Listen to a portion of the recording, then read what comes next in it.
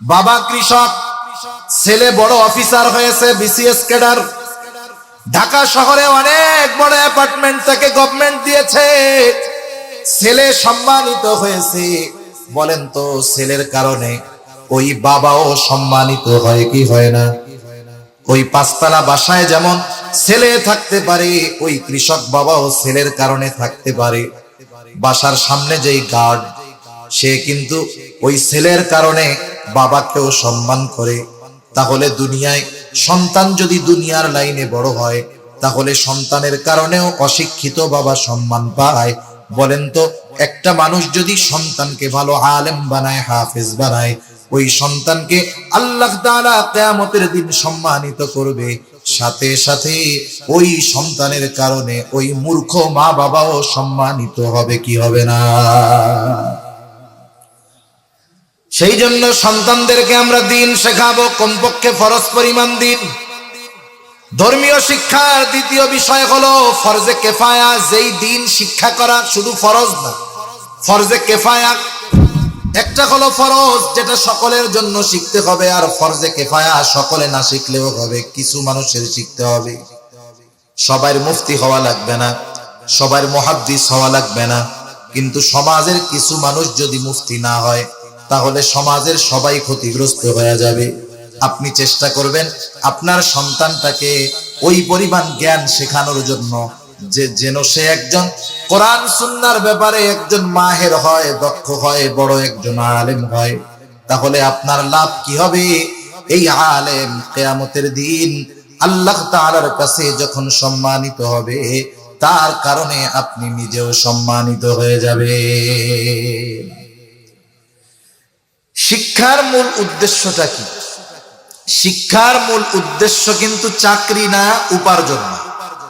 শিক্ষার মূল উদ্দেশ্য ছিল যে একটা মানুষ ভালো মানুষে পরিণত হবে, ভালো মানুষে পরিণত হওয়া, সভ্য মানুষে পরিণত হওয়া ছিল শিক্ষার উদ্দেশ্য।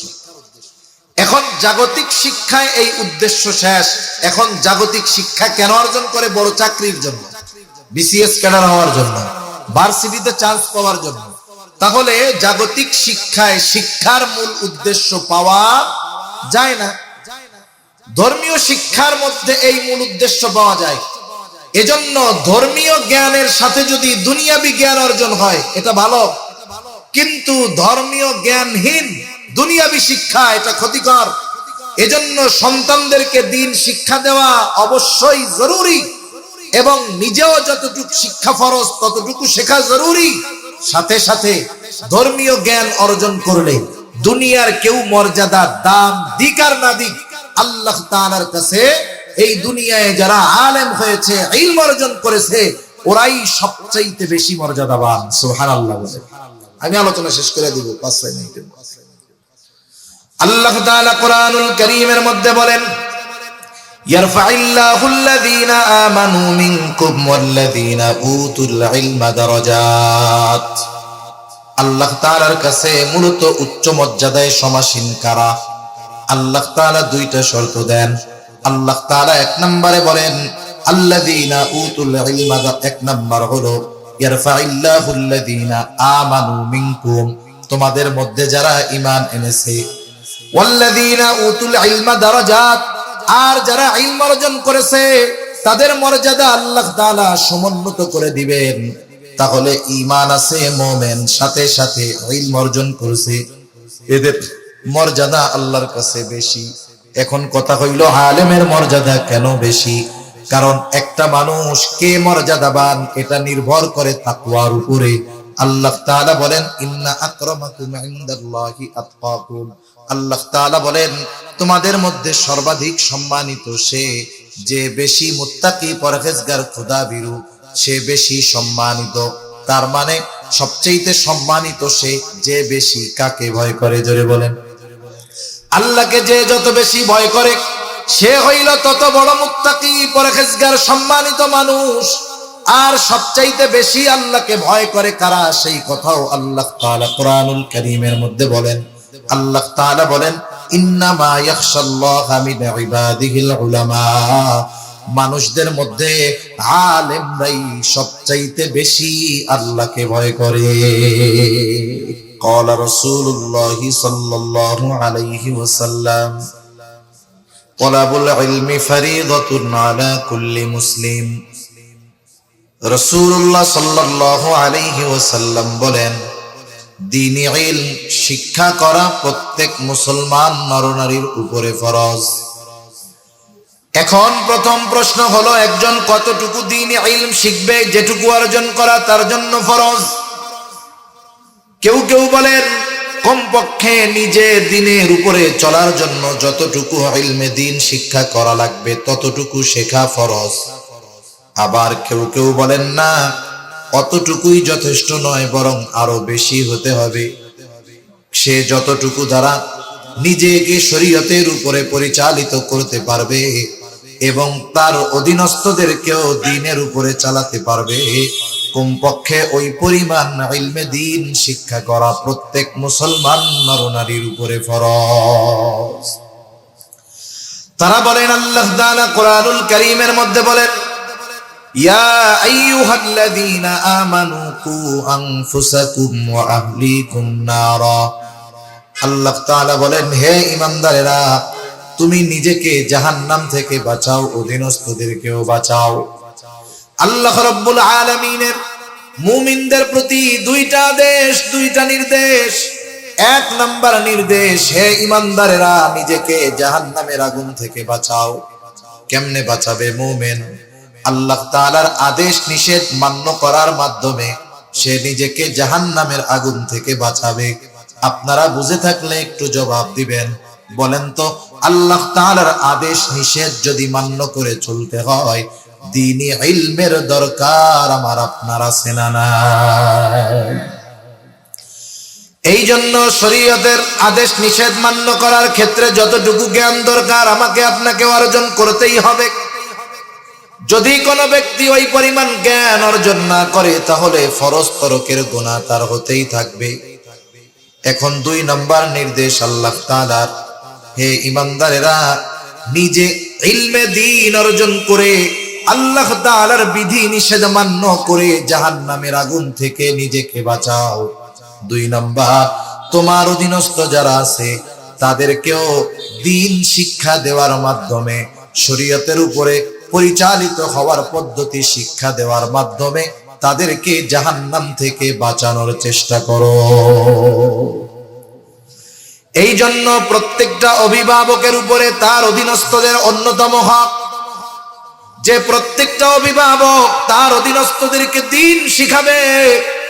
যদি কোনো অভিভাবক তার সন্তানদেরকে দ্বীন শিক্ষার ব্যবস্থা না করে দেয়, নিঃসন্দেহে ওই সন্তান যদি দ্বীন না জানার কারণে, না বোঝার কারণে, না মানার কারণে কিয়ামতের দিন জাহান্নামী হয়ে যায়, তাহলে ওই অভিভাবক যতই ভালো মানুষ হোক না কেন, দিনদার মুত্তাকি হোক না কেন, ওই সন্তানটা কিয়ামতের দিন তার জান্নাতে যাওয়ার অন্তরায় হয়ে দাঁড়ায় যাবে। এই জন্য আমার আপনার অধীনস্থদেরকে দ্বীন শেখানো ফরজ। আমি আপনি যদি আমার আপনার সন্তানকে এমন শিক্ষায় শিক্ষিত করি যেই শিক্ষা অর্জন করলে তার ঈমান নষ্ট হয়ে যাওয়ার আশঙ্কা আছে, তাহলে সন্তানের হক নষ্ট করা হবে। এই জন্য প্রত্যেকটা অভিভাবকের জন্য উচিত সন্তানকে জাগতিক লাইনে পড়াবে। তার আশা, সন্তানকে জাগতিক উপকারী বিদ্যা আমি শিক্ষা দিব। আমার সন্তানটা ডাক্তার হবে, আমার সন্তানটা ইঞ্জিনিয়ার হবে। তবে ডাক্তার ইঞ্জিনিয়ার হওয়ার পর শুধুমাত্র সম্পদ উপার্জন করবে না, তার এই জ্ঞানকে দ্বীনি কাজের জন্য ব্যয় করবে। এই রকম ইচ্ছা যদি আমার আপনার মধ্যেও থাকে, বাস্তবতা হলো ওই জাগতিক উপকারী শিক্ষা তাকে শিক্ষা দেওয়ার আগে তাকে কমপক্ষে ধর্মীয় জ্ঞান যতটুকু শিক্ষা করা ফরজ, অতটুকু শিক্ষার ব্যবস্থা অবশ্যই করতে হবে। এখন যদি আপনি আমি আমার আপনার সন্তানদেরকে প্রাথমিক শিক্ষায়, দ্বীনি শিক্ষায় শিক্ষিত করি, তাহলে আমাদের লাভ কি? এই উপমহাদেশ একটা সময় গ্রাম ছিল না, শহর ছিল না, প্রত্যেকটা ঘরে ঘরে কিন্তু ফজরের সময় কোরআনের আওয়াজ শোনা যাইত। গ্রামে বেশি দেখেছি, কারণ আমি গ্রামের ছেলে, শহরে আসছি পরে। আমরা গ্রামে দেখছি যখনই ভোর হতো, সকাল হয়ে যেত, দলে দলে সব মক্তবের দিকে রওনা হয়ে যাইত। মক্তবে না গেলে মায়ের খাওয়া লাগতো, পিটানি খাওয়া লাগতো, আবার স্কুলে যাইতো। যারা ক্লাস 1-এ পড়তো তারা যাইতো 10টায়, আর যারা ক্লাস 3, 4, 5-এ পড়তো প্রাইমারিতে তারা যাইতো 12টায়। 1, 2 তাদের ক্লাস ছিল 2 ঘন্টা, 10টা থেকে 12টা। আর 3, 4, 5 এটা ছিল হলো 12টা থেকে 4টা। এটাই ছিল মূল ক্লাস রুটিন। কিন্তু সকাল শুরু হইতো কোরআন দিয়ে। অনেক মুরব্বী এখনো আপনি খুঁজে পাবেন যে তার ইসলামের বেসিক শিক্ষা যেটা, তথা যেই পরিমাণ দিন তার জন্য শিক্ষা করা ফরজ, দেখা যাবে ওই পরিমাণ দিন সে সকালবেলা ওই মক্তব থেকেই শিক্ষা গ্রহণ করেছে। একটা মানুষের যতটুকু দিন শেখা ফরজ, মোটামুটি মক্তব থেকেই আমরা শিখে ফেলছি। কিন্তু এখনকার পরিস্থিতি ভিন্ন, কারণ এখন দেখবেন শহরে অনেক স্কুল আছে, গ্রামেও আছে, যেই স্কুলগুলোর ক্লাস 10টায় শুরু হয় না, বরং সকাল 6টায় শুরু হয়। ঠিক কিনা বলেন? এরা এদের আলোচনা পরামর্শের পরে যেই বিষয়টা ওদের আলোচনার মধ্যে ফুটে উঠলো, সেটা হলো মুসলমানেরা তাদের দিন শুরু করে কোরআনুল কারীম দিয়ে। ছোট ছোট বাচ্চারা মক্তবে চলে যায়, 3-4 বছরের বাচ্চারা মক্তবে চলে যায়। মক্তবে গিয়ে কোরআন পড়ে, মাসলা মাসাইল শিখে। তার মানে ঘুম থেকে সর্বপ্রথম তারা কোরআনের আলোয় আলোকিত হয়। প্রত্যেকটা ঘরের মধ্যে সকালবেলায় কোরআনের তিলাওয়াত হয়। এরপরে অন্যান্য জাগতিক কর্ম তারা শুরু করে। এই জন্য তাদেরকে যদি সকালবেলা কোরআন বিমুখ করা যায়, কোরআন থেকে যদি তাদের শিশুদেরকে সরায়া নেওয়া যায়, মক্তবগুলা থেকে যদি তাদেরকে সরায়া নেওয়া যায়, আশা করা যায় আজ অথবা কাল আমাদের মিশন সাকসেসফুল হবে। তাহলে কি করা যায়? এমন একটা শিক্ষা প্রণয়ন করো যেই শিক্ষার মধ্যে চটকদারিতা থাকবে, ওই শিক্ষা অর্জনে সকলে আগ্রহী হবে। সাথে সাথে মুসলমানের সন্তানেরাও তাদের সন্তানদেরকে ওই শিক্ষায় শিক্ষিত করার জন্য উদ্গ্রীব হয়ে উঠবে। কি করা যায়?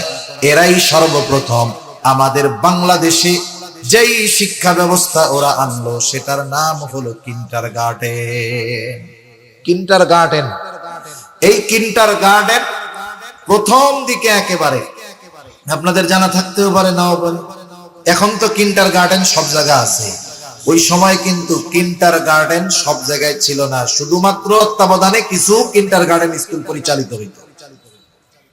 এরপরে আস্তে আস্তে এটা বাড়ছে, কিন্তু প্রথম এটা শুধু পরিচালিত হতো পরিপূর্ণ তত্ত্বাবধানে। এই কিন্ডারগার্টেনের ক্লাস শিডিউল করা হলো সকাল 6টা বাজে। সকাল 6টা থেকে 11টা, 6টা থেকে 12টা হলো কিন্ডারগার্টেনের ক্লাস হবে। কিন্ডারগার্টেনে কি শেখানো হবে? স্কুলে অনে পড়ায় 3টা বই, কিন্ডারগার্টেনে অনে ওঠার আগেই পড়াবে 6টা বই। ইংরেজি পড়াবে, সাধারণ বিজ্ঞান পড়াবে, এটা পড়াবে, সেটা পড়াবে। আসলে আমরাও তো ফাও পাইলে আলকাতরা খাওয়ার ধান্দা করি। ছোট ছোট বাচ্চা 4 বছর বয়স, এই কিন্ডারগার্টেনে অনে ওঠার আগে পড়া লাগে 3 ক্লাস। আগে আমরা সরাসরি অনে যাইতাম, ক্লাস 1-এ 6 বছর বয়সে গিয়া ভর্তি হইতাম ক্লাস 1-এ। আর কিন্ডারগার্টেনে অনে যাওয়ার আগে আরো 2টা না কি জানি আছে, নার্সারি, শিশু, প্লে, এরপরে মনে হয় অন নাকি। এখন 6 বছরে যদি অনে দিতে চান ছেলেরে, তাইলে আরো 3 বছর আগে পাঠাইতে হবে আপনার কিন্ডারগার্টেনে। 3 বছর বয়স তখন পাঠায় দিলেন ওই জায়গায়।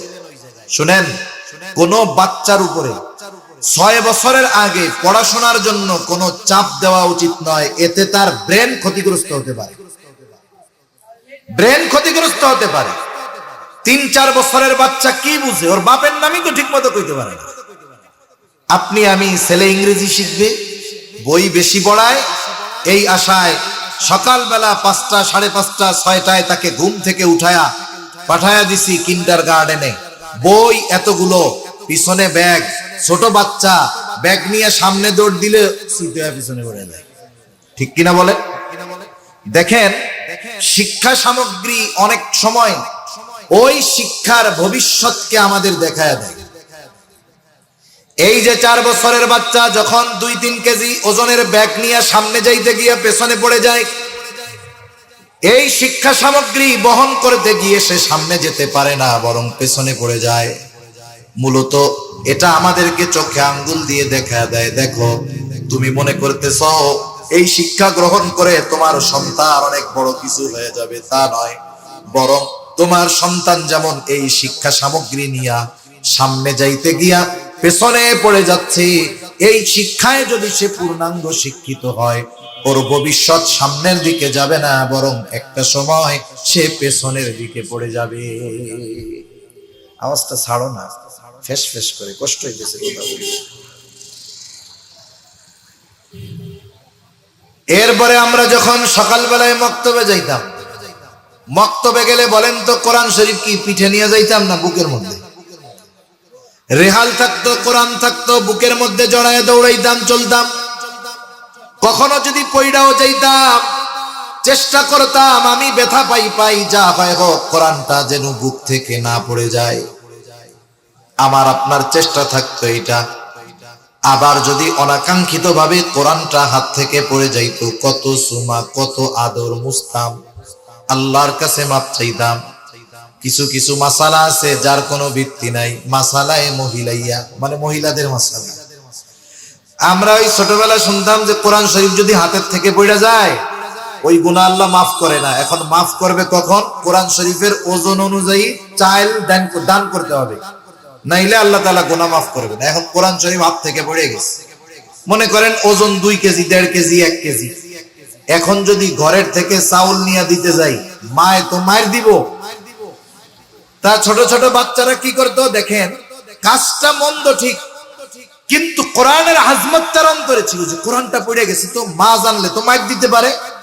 ও চুরি কইরা হইলেও ঘর থেকে চাউল নিয়ে আর একজনকে দান করে দিত, যে কোরআন শরীফ পড়ছে এই গুনাহ থেকে বাঁচার লাগি।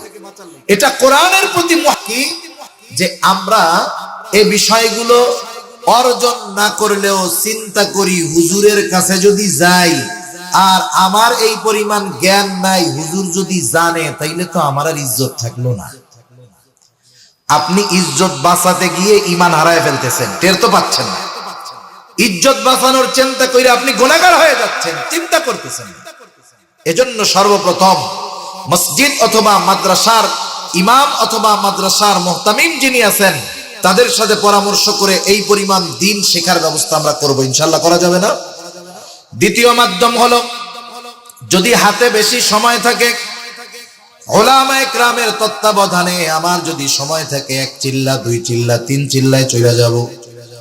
এই যে ফেব্রুয়ারির 2, 3, 4 বিশ্ব ইজতেমা উলামায়ে কেরামের তত্ত্বাবধানে, ওইখানে যদি আপনি যান, উলামায়ে কেরামের তত্ত্বাবধানে যান, সাথে সাথে নিজের উজুরটাও পেশ করেন যে আমি আল্লাহর রাস্তায় 3 চিল্লায় বাহির হচ্ছি, উদ্দেশ্য হলো আমার জরুরতে দিন আমার জানা নাই, কোরআনটা আমার জানা নাই, নামাজের সূরাগুলো সহি শুদ্ধ নাই। আমি বুকে হাত দিয়ে বলতে পারি, আপনি যদি আপনার এই ওজরটা পেশ করেন, উলামায়ে কেরাম আপনার এই ত্রুটি পূর্ণ করার ব্যবস্থা অবশ্যই করে দিবেন। কারণ অনেকের ব্যাপারে আমার জানা আছে, উলামায়ে কেরামের সাথে দাওয়াত ও তাবলীগের মেহনতে সময় লাগাইছে, 3 চিল্লা সময় দিয়েছে, কেউ 1 চিল্লা, 2 চিল্লাও দিয়েছে। এইরকম অনেক মানুষ পাওয়া গেছে, যখন গেছে সূরা ফাতিহাটাও শুদ্ধ ছিল না, কিন্তু যখন 3 চিল্লা শেষ কইরা আসছে, আল্লাহর রহমতে অনেকগুলা সূরা তার মুখস্থ সহি শুদ্ধভাবে, নামাজের সব মাসলা মাসাইল তার জানা আছে, সাথে সাথে কোরআনুল কারীমও বেশ কয়েক পারা সহি শুদ্ধভাবে পড়া সে শিখে গিয়েছে। হায়াতের অনেক সময় আমরা কাটায় দিলাম, জীবনের অনেক সময় কাটায় দিলাম, যদি এই ফরজ পরিমাণ দিন না শিখি তাহলে তো গুনাহ। এই জন্য দিন শেখার ব্যবস্থা আমরা করব। 2 নাম্বার, সন্তানদেরকে দিন শেখানোর জন্য দ্বীনি শিক্ষা প্রতিষ্ঠানে দিব, মাদ্রাসায় দিব। এই সন্তানেরা যদি আলেম হয়, হাফেজ হয়, আমি হইতে পারি নাই, আমি যদি সন্তানদের আলেম হাফেজ হওয়ার ব্যবস্থা করে দেই, বলেন তো দুনিয়াতে একটা কৃষকের ছেলে, বাবা কৃষক, ছেলে বড় অফিসার হয়েছে, বিসিএস ক্যাডার, ঢাকা শহরে অনেক বড় অ্যাপার্টমেন্ট থেকে গভর্নমেন্ট দিয়েছে, ছেলে সম্মানিত হয়েছে। বলেন তো ছেলের কারণে ওই বাবাও সম্মানিত হয় কি হয় না? ওই পাঁচতলা বাসায় যেমন ছেলে থাকতে পারে, ওই কৃষক বাবাও ছেলের কারণে থাকতে পারে। বাসার সামনে যেই গার্ড, সে কিন্তু ওই ছেলের কারণে বাবাকেও সম্মান করে। তাহলে দুনিয়ায় সন্তান যদি দুনিয়ার লাইনে বড় হয়, তাহলে সন্তানের কারণেও অশিক্ষিত বাবা সম্মান পায়। বলেন তো একটা মানুষ যদি সন্তানকে ভালো আলেম বানায়, হাফেজ বানায়, ওই সন্তানকে আল্লাহ তাআলা কিয়ামতের দিন সম্মানিত করবে। সাথে সাথে ওই সন্তানের কারণে ওই মূর্খ মা বাবাও সম্মানিত হবে কি হবে না? সেই জন্য সন্তানদেরকে আমরা দিন শেখাবো, কমপক্ষে ফরজ পরিমাণ দিন। ধর্মীয় শিক্ষার দ্বিতীয় বিষয় হলো ফরজে কেফায়া। যেই দিন শিক্ষা করা শুধু ফরজ না, ফরজে কেফায়া। একটা হলো ফরজ যেটা সকলের জন্য শিখতে হবে, আর ফরজে কেফায়া সকলে না শিখলেও হবে, কিছু মানুষের শিখতে হবে। সবার মুফতি হওয়া লাগবে না, সবার মুহাদ্দিস হওয়া লাগবে না, কিন্তু সমাজের কিছু মানুষ যদি মুফতি না হয়, তাহলে সমাজের সবাই ক্ষতিগ্রস্ত হয়ে যাবে।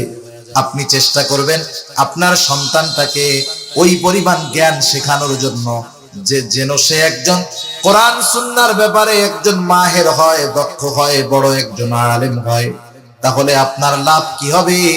এই আলেম কিয়ামতের দিন আল্লাহ তাআলার কাছে যখন সম্মানিত হবে, তার কারণে আপনি নিজেও সম্মানিত হয়ে যাবে। শিক্ষার মূল উদ্দেশ্যটা কি? শিক্ষার মূল উদ্দেশ্য কিন্তু চাকরি না, উপার্জন না। শিক্ষার মূল উদ্দেশ্য ছিল যে একটা মানুষ ভালো মানুষে পরিণত হবে, ভালো মানুষে পরিণত হওয়া, সভ্য মানুষে পরিণত হওয়া ছিল শিক্ষার উদ্দেশ্য। এখন জাগতিক শিক্ষায় এই উদ্দেশ্য শেষ। এখন জাগতিক শিক্ষা কেন অর্জন করে? বড় চাকরির জন্য, বিসিএস ক্যাডার হওয়ার জন্য, ভার্সিটিতে চান্স পাওয়ার জন্য। তাহলে জাগতিক শিক্ষায় শিক্ষার মূল উদ্দেশ্য পাওয়া যায় না। ধর্মীয় শিক্ষার মধ্যে এই মূল উদ্দেশ্য পাওয়া যায়। এজন্য ধর্মীয় জ্ঞানের সাথে যদি দুনিয়াবি জ্ঞান অর্জন হয় এটা ভালো, কিন্তু ধর্মীয় জ্ঞানহীন দুনিয়াবি শিক্ষা এটা ক্ষতিকর। এজন্য সন্তানদেরকে দিন শিক্ষা দেওয়া অবশ্যই জরুরি, এবং নিজেও যতটুকু শিক্ষা ফরজ ততটুকু শেখা জরুরি। সাথে সাথে ধর্মীয় জ্ঞান অর্জন করলে দুনিয়ার কেউ মর্যাদা দাম দিক আর না দিক, আল্লাহ তাআলার কাছে এই দুনিয়ায় যারা আলেম হয়েছে, ইলম অর্জন করেছে, ওরাই সবচাইতে বেশি মর্যাদাবান। সুবহানাল্লাহ। আমি আলোচনা শেষ করে দিব 5-6 মিনিটে। আল্লাহ তাআলা কোরআনুল কারীমের মধ্যে বলেন, ইয়ারফাইল্লাহুল্লাযীনা আমানু মিনকুম ওয়াল্লাযীনা উতুল ইলমা দারাজাত। আল্লাহ তাআলার কাছে মূলত উচ্চ মর্যাদায় সমাসীন কারা? আল্লাহ তাআলা দুইটা শর্ত দেন। আল্লাহ তাআলা এক নম্বরে বলেন আল্লাযীনা উতুল ইলমা, এক নম্বর হলো ইয়ারফাইল্লাহুল্লাযীনা আমানু মিনকুম, তোমাদের মধ্যে যারা ঈমান এনেছে, ওয়াল্লাযীনা উতুল ইলমা দারাজাত, আর যারা ইলম অর্জন করেছে তাদের মর্যাদা আল্লাহ তাআলা সমুন্নত করে দিবেন। তাহলে ঈমান আছে মুমিন, সাথে সাথে ইলম অর্জন করেছে, এদের মর্যাদা আল্লাহর কাছে বেশি। এখন কথা হইল আলেমের মর্যাদা কেন বেশি? কারণ একটা মানুষ কে মর্যাদাবান এটা নির্ভর করে তাকওয়ার উপরে। আল্লাহ তাআলা বলেন ইন্না আকরামাকুম ইনদাল্লাহি আতকাকুম। আল্লাহ তাআলা বলেন তোমাদের মধ্যে সর্বাধিক সম্মানিত সে যে বেশি মুত্তাকি, পরহেজগার, খোদাভীরু, সে বেশি সম্মানিত। তার মানে সবচেয়ে সম্মানিত সে যে বেশি কাকে ভয় করে। জোরে বলেন। আল্লাহকে যে যত বেশি ভয় করে সে হইল তত বড় মুত্তাকি, পরহেজগার, সম্মানিত মানুষ। আর সবচাইতে বেশি আল্লাহকে ভয় করে কারা, সেই কথাও আল্লাহ তাআলা কোরআনুল কারীমের মধ্যে বলেন। আল্লাহ তাআলা বলেন ইন্নামা ইয়াখশাল্লাহা মিন ইবাদিহিল উলামা, মানুষদের মধ্যে আলেমরাই সবচাইতে বেশি আল্লাহকে ভয় করে। এখন মনে করেন অনেকে আছে আমাদের মধ্যে আলেম হইতে পারে না, কিন্তু সে যদি তার সন্তানটাকে আলেম বানায় তাহলে তার লাভ না লস? জোরে কোন। দুনিয়ারও লাভ, আখিরাতেরও লাভ। সেই জন্য আমাদের সন্তানদেরকে যদি ঈমান বাঁচাতে চাই, সন্তানদেরকে যদি ভবিষ্যৎ এটা যদি না চাই, সন্তানদেরকে যদি সুনাগরিকে পরিণত করতে চাই, আল্লাহ তাআলার নিকটে যদি ওই সন্তানকে সম্মানিত বানাতে চাই, তাহলে দ্বীন শিক্ষার কোনো বিকল্প নাই।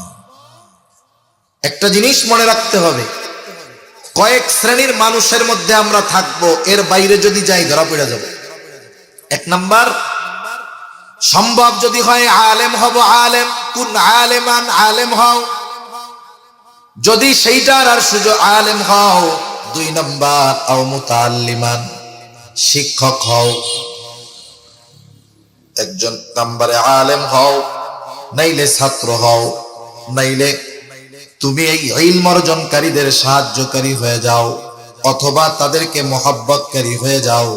খবরদার এই চার শ্রেণীর বাইরে তুমি চলে যাও না, তাহলে কিন্তু ক্ষতিগ্রস্তদের অন্তর্ভুক্ত হয়ে যাওয়া। সেই জন্য যদি সুযোগ থাকে আলেম হব, না হলে নিজের সন্তানকে আলেম বানাবো। এখন যদি সুযোগটাও না থাকে, কমপক্ষে যারা ইলম অর্জন করে তাদের জন্য মুঈনান, সাহায্যকারী হয়ে যাব। আলেমদের, ইলম অর্জনকারীদের জন্য সাহায্যকারী হয়ে যাব। এই জন্য সন্তান আমার যদি থাকে আলেম বানানোর চেষ্টা করি, যদি না থাকে অনেক মানুষ তার সন্তানদের আলেম বানানোর জন্য দেয়। ওই দরিদ্র অসহায় মানুষদের সন্তানেরা যেন আলেম হয়, এই জন্য তাদের সাহায্যকারী হয়ে যাব। হবে না ইনশাআল্লাহ? অর্থ দিয়ে, শ্রম দিয়ে সাহায্য করার ক্ষমতা নাই, কমপক্ষে তাদেরকে মোহাব্বত করে নেওয়া হবো।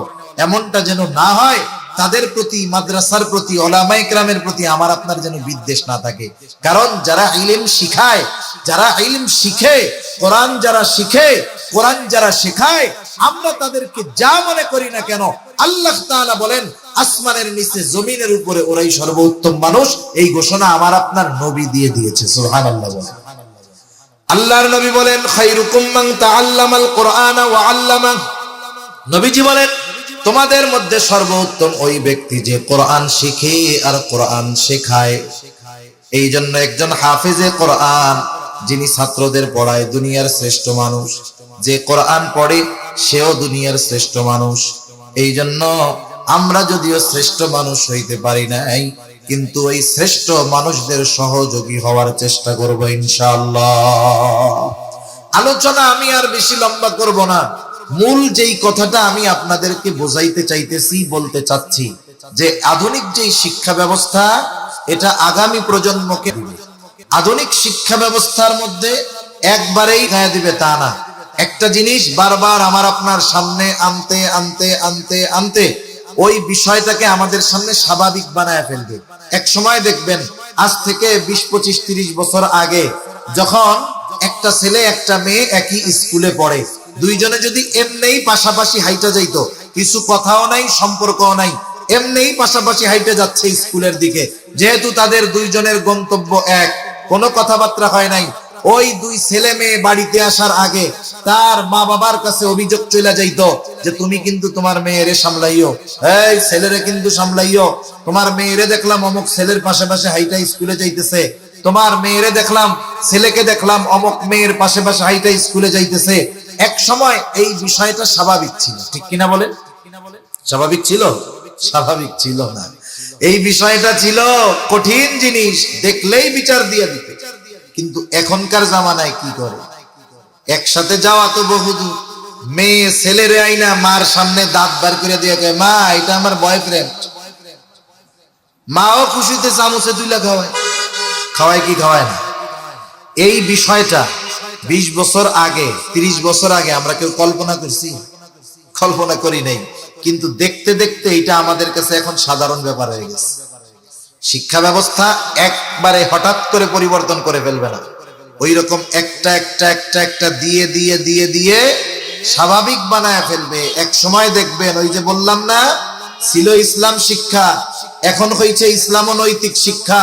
যদি চুপচাপ থাকি, সামনে দেখবেন ইসলামবাদ, শুধু আছে নৈতিক শিক্ষা। আর নৈতিক শিক্ষা উপরে থাকবে, ভেতরে দেখবেন সব অনৈতিক শিক্ষা। এজন্য সন্তানদেরকে জাহান্নাম থেকে বাঁচানোর চেষ্টা করা অভিভাবকের উপরে ফরজ।